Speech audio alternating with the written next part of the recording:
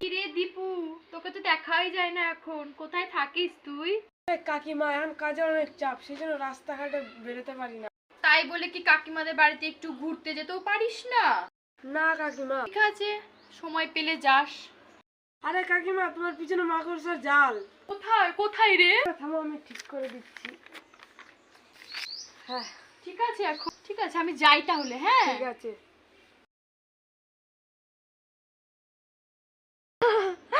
দেখে হাসছে কেন? আমি কি পাগল নাকি? কিরে, তুই আমাকে দেখে হাসিস না কেন? হাস, হাস না। কেন আমি তোমাকে দেখে আসবো? আমি পাগল না ছাগল? তোকেও হাসতে হবে, হাস। যা এখান থেকে। তুই না বলে হাসবি না, এখন হাসছিস কেন আমাকে দেখে? কেন রে, কি লাগানো আছে আমার পিঠে? কাকিমা তুমি একটু ঘুরো, আমি দেখা। এই দেখো। দীপুর কাজ হবে নিশ্চয়।